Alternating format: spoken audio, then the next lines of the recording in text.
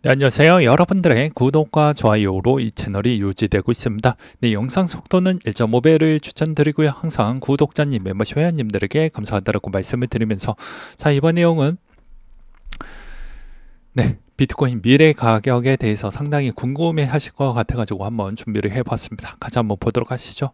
최근 동향은 잠깐 좀 주춤을 해주고 있는 시점인데요.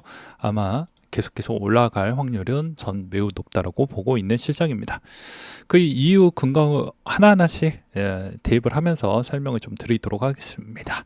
최근 동향에 있는 가격의 움직임의 추이는 대부분 ETF 수급이 계속 들어와서 그 가격대를 계속 올리는 이유라고 볼 수가 있게 될 것 같고요. 그리고 또 전반적인 추이, 가격 추이에서도 상당히 좋은 형태를 같이 추정하면서 따라가 주고 있는 모습을 볼 수가 있습니다.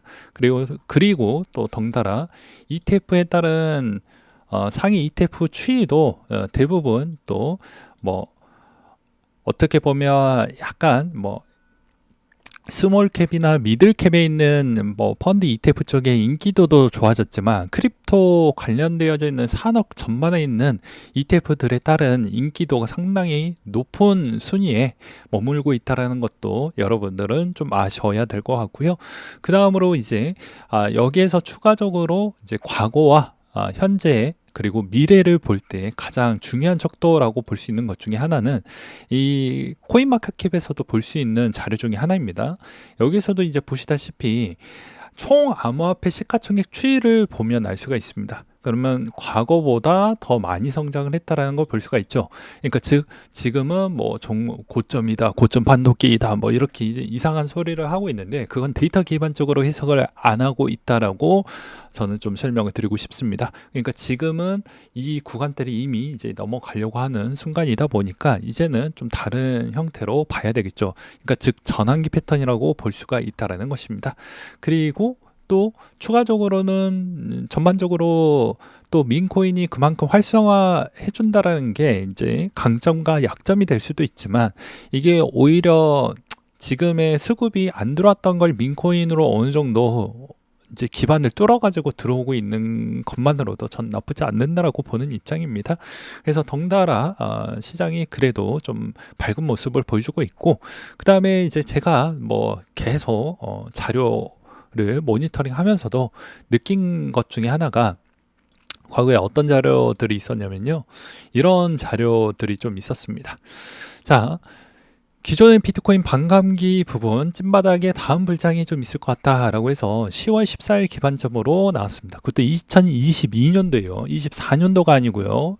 그래서 여러분들이 뭐 마스터 플랜 뭐 그냥 그저 그러겠지라고 했지만 이때도 똑같은 마스터 플랜을 대입을 해서 보았을 때도 자, 찐바닥은 22년도 11월 달이었습니다. 자, 그러면 이 말이 맞는지 한번 보도록 하겠습니다. 그쵸? 그러면 22년도 11월 달. 근데 진짜로 맞아 떨어졌죠. 그러니까 약간의 날짜의 오차 범주 안에는 여러분들이 솔직히 말을 해서 자기가 그 노력 없이 무언가의 성과를 남한테 얻으려고 하는 것 자체가 좀 모순이다라는 건 이 세계를 좀 살아보셨으면, 이 사회를 좀 살아보셨으면 아시잖아요. 그래서 그 정도 오차 범주는 좀 이해를 하셔야 됩니다. 자기가 데이터 값을 추출을 하거나 만들지 않으면요, 신뢰도가 생기지가 않습니다. 특히나 남에서 들었다라고 하면 더더욱 생기지가 않죠. 그래서 한 번 더 데이터를 들었으면 자기가 한 번 더 검증하거나 확인해 보는 습관도 자기 신뢰도 구간에 있는 매수하거나 존버하는 그런 밑바탕 부분에 따른 측면에 강력한 이제 믿음과 용기가 생길 수가 있기 때문에 꼭 했으면 좋겠다라고 저는 말씀을 드리고 싶어요. 네. 그리고 여기서도 이제 다음 불장 최고점은 25년도 12월 달이라고 되어져 있죠. 근데 제가 최신 버전도 설명을 드리지 않았습니까? 늦어지면 11월, 12월 아니면 못해도 거기에서 이제 나와져 있는 데이터 기반으로는 10월 한 마지막 주 정도가 될 것 같다라고 되어져 있습니다. 그러니까 이런 패턴에서도 정급점 돌파도 얼추 맞았죠. 그러니까는 제가 마스터 플랜을 쌩까지 말자 라고 이야기를 했던 이유가 그런 겁니다. 그쵸? 얼추 지금 많지 않습니까? 10월 달은 아니지만 오차범주 너도 오차범주 안에 있으니까 11월 달에 그래도 종고를 넘었으니까 얼추 맞는 것이죠. 그리고 이게 맞는 이유 중에 하나는 제가 저번에도 계속 이야기를 했지만 뭐라고 했습니까? 손바퀴 현상이 있어야 되는데 전체 갖고 있는 토탈의 그 비중을 이렇게 나뉘어 가지고 본다고 하면 아직도 기존의 크립토 코인파와 기존의 금융파가 들어왔던 작은 비중을 최대 점유율까지 가지고 오지 못했기 때문에 기존의 마스터 플랜이 아직까지도 유효하다라고 저는 평가를 내리고 있다라는 것이죠. 그래서 이게 그나마 쓸만하다. 그 다음 마스터 플랜까지도 쓸만할 것 같다라고 생각을 합니다. 그래서 마스터 플랜을 기반으로 하고 고점은 어느 정도인지 여기가 꼭 이제 넘었으니까 이거 안 맞겠지라고 아는 게 아니고 대충 이 정도 때쯤이구나 라고 하면 이 정도 때쯤이니까 여기서 좀 더 가면 약간 좀 더 위험할 수도 있겠구나. 이제 기준점이 하나가 생겼죠. 그리고 내가 어느 정도 적립 기간도 여기서 좀 끊어 쳐야 되겠구나 이런 생각이 들 것입니다. 그렇기 때문에 지나고 나서는 다 저때 무언가 좀 후회가 남고 막 그렇죠. 그러니까 미리미리 데이터 싸움으로 그리고 자기만의 전략과 계산 방법으로 부딪혀보고 또 부딪혀봐서 최적화를 끄집어내고 경험이 쌓이면 용기가 생기고 신뢰도가 생기게 되어져 있습니다.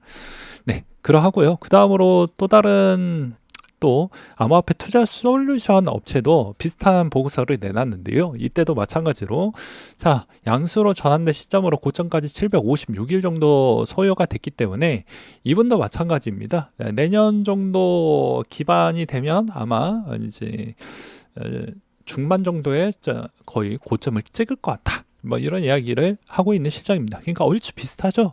네. 비슷하다라고 볼 수가 있습니다. 그 다음으로 이제 추가적으로 볼 수 있는 게 또 아직까지도 MMF에서 계속 역사상 최고치를 기록을 해주고 있는 실정이다 보니까 이 자금이 언제든지 자금이 들어올 수 있다라는 측면도 있고요. 그 다음에 두 번째로는 뭐라고 했습니까? 통화정책도 여전히 금리가 1% 정도 내릴 수 있을 만한 여력이 있고요. 이 두 개만 해도 무지막지하고요. 그리고 정부 정책도 태클 거는 사람이 없다라고 했습니다. 입법부, 사법부, 행정부 다 트럼프 정권이 다 먹었기 때문이죠. 그리고 추가적으로 이제 규제 완화가 되니까 암호화폐 거래소나 VC들이나 사모펀드들이 더욱더 활기를 칠 수가 있습니다. 그걸 우회해 가지고 요즘에 금융 규제 완화 이야기가 많이 나와 가지고 최근에 금융주들이 좀 많이 미국 회사들이 많이 오르기도 했었죠. 그러니까 이런 거를 보고 빨리빨리 눈치를 채서 들어가 볼 필요성이 있다라는 것입니다. 그래서 여기서도 이제 주요 기업인 출신들을 보게 돼도 이제 멜론은행, 테슬라, 제미니, 아마존, 네, 이렇게 볼 수가 있죠. 근데 여기까지만 이야기하도록 하겠습니다.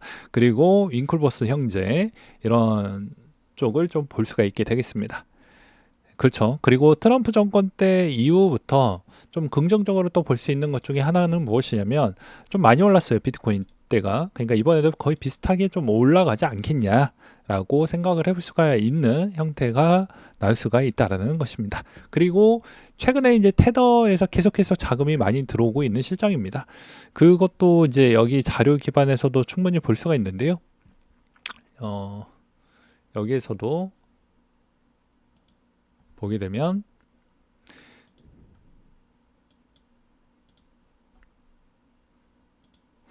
제가 준비를 했는데 지워졌나 봅니다. 그런 형태를 좀 보여주고 있고 그 다음에 또 현물 ETF 거래량도 계속 급증을 해주고 있고 그 다음에 내년에 또 옵션도 또 열리기 때문에 더욱더 시장은 확대될 것으로 기대를 많이 하고 있는 실정입니다.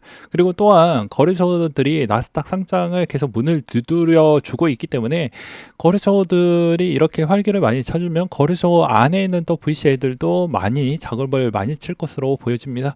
그래서 상당히 기대가 좀 많이 된다라고 볼 수가 있겠죠. 그래서 저는 나쁘진 않을 것으로 보여집니다. 그리고 이번에 이더리움 컨센서스 레이어 빔체인 개편하는 제안이 소개가 됐다라고 하는데요. 이번에 이제 28년도, 29년도가 테스트가 될 예정이라고 합니다. 그리고 이제 트론이 이번에 ATH라고 최고점을 도달을 했다라는 내용이 있었고요. 그 다음에 비트와이즈에서 옙토스 스테이크 상장할 계획을 갖고 있다라고 합니다. 이것도 이제 보게 되면 최근에 이제 동향을 본다라고 하더라도 사모펀드 애들이 슬슬 많이 움직여주고 있는 실정입니다. 규제 완화를 했으니까 사모펀드들이 좀 건드렸던 알트코인들이 좀 많은 좋은 성과를 많이 보여주고 있기 때문에 그런 것도 좀 많이 보시길 바라겠습니다. 그래서 기관들이 요즘에 이제 혼합 ETF나 여러 가지 펀드 쪽에서도 대부분 이제 뭐 알트코인 비중을 이렇게 좀 많이 넣으려고 하는 모습을 좀 볼 수가 있었고요. 그 다음에 이제 최근에 뭐 수이나 그 다음에 뭐 옙토스 같은 경우도 거의 비슷한 형태라고 볼 수가 있게 되겠습니다. 그럼 이런 쪽에서 자금을 계속해서 받아왔던 쪽은 좀 더 좋은 형태가 나올 수가 있겠죠. 그리고 그 기반에 있는 형태에서 이제 그쪽 팀원들이 이제 무슨 생각을 갖고 있지는 모르겠지만 어느 쪽에다 힘을 더 많이 실어줄 거냐, 내 생태계 안에서 어떻게 하면 좀 더 관심 있게 끄집어 올릴 수 있을 것이냐, 이런 차이점이라고 저는 생각을 합니다. 그리고 이제 마지막으로 알트코인들도 분명히 이게 여러 가지 카테고리 안에 이제 기반해서 내가 어떤 쪽으로 승부처를 볼 것이냐도 보기가 여러 가지가 있습니다. 여기에서도 잘 선택을 잘 해야 돼요. 무슨 말이냐면, 자, 한번 생각을 해보세요. 내가 비트코인을 하면 중간 정도를 할 수가 있는데, 여기에서 욕심을 더 내서 쪽방이냐 대박이냐, 이 카테고리 안에서 놀 것인지 아니면 중박으로 갈 것인지는 여러분들의 선택입니다. 근데 요즘에 이제 보게 되면 어떤 분들은 뭐 이더는 중간 정도랑 비트 정도만 되고, 나머지 왜 그렇게 또 이야기가 많이 나오고 있냐면, 솔라나나 나머지에 있는 레이어 1들이 좀 성장을 많이 했기 때문에, 수이나 옙토스 같은 애들이 많이 성장을 했기 때문에 많이 뺏어 먹어서 시장의 성장의 기대감이 많이 좀 그럴 것 같다라는 주장들도 있어요. 그리고 이번에 최대 수혜자는 솔라나가 되지 않겠냐라는 이야기도 많이 흘러나오고 있습니다. 그래서 솔라나에 있는 기반에 있는 그런 에코시스템 안에 있는 코인들이 좀 주목을 많이 받을 것이다라는 이야기도 있었고요. 디파이도 마찬가지입니다. 이번에 이제 리브랜딩을 해가지고 뭐 메이커나 에이브 같은 경우도 많이, 에테나도 많이 그렇게 했었죠. 그리고 또 여기서도 이제 솔라나에서도 레이디온 같은 경우에는 좀 저는 좀 칭찬을 하고 싶습니다. 투자라는 것도 별개이긴 하지만 왜 칭찬을 하냐면, 쓸만한 걸 만들어냈고 거기에서 수익 창출도 낼 수 있을 만한 구간들도 만들어냈기 때문에 이런 게 지속성이 있고 수익성도 나오고 미래적으로도 좀 괜찮다라고 볼 수도 있습니다. 그러니까 이런 거를 잘 만들어내는 생태계 기반에 있는 코인들이 그 밑에 있어야 좀 그게 될 수가 있겠죠. 그리고 이제 비트코인이 많이 갔으니까 비트코인 기반 안에서도 무언가가 나올 것 같긴 하는데 그게 좀 더 시간이 걸릴 것으로 보여지고요. 그 다음에 이제 민코인하고 AI, RWA가 있는데, RWA는 제가 보기에도 좀 시간은 걸릴지언정 좋은 성과는 나올 것이고, 그 다음에 민코인 안에서도 분명히 커뮤니티 코인이다 보니까 이 커뮤니티 코인 에서도 분명히 도지가 많이 올라간 만큼 나머지에 있는 쪽도 거의 비슷한 퍼포먼스를 내기 위해서 많이 할 겁니다. 근데 이 민코인은 솔직히 말해서 여기에도 해당이 되고요, 여기에도 해당이 되고, 여기에도 해당이 되고, 여기에도 해당이 다 됩니다. 예, 왜냐? 여기 이 선순환 패턴을 만들어 가지고 관심을 끄집어내기 위해서 민코인을 좀 많은 화력을 넣어 주었다라고 보는 게 맞겠죠. 그래서 레이어 1 애들이 가격에도 좀 영향을 많이 끼쳤다라고 생각이 들기도 합니다. 그래서 종합적으로 본다라고 하면 여러분들은 이제 돈을 벌면 또 여기다가 이렇게 할 것 같은데요. 그렇게 하지 마시고, 어차피 1인 가구 수도 어차피 15년 뒤부터는 더 이상 늘어나지 않습니다. 네, 만약에 투자를 하실 거라고 하면 이제 강남 쪽 빼놓고서는 그냥 그럴 수 있겠지만, 우리나라가 생각보다는 그렇게 비전이 높은 나라가 아니다 보니까 차라리 미국에 있는 자산을 더 많이 취득을 하든지 쪽으로 저는 더 추천을 하는 바가 될 것 같습니다. 네. 아무튼 이번에 이유 있는 내용들을 좀 종합을 해서 만들어 보았는데요. 얼마나 설득력이 있었는지는 나중에 한번 댓글로 남겨주시면 정말 감사할 것 같습니다.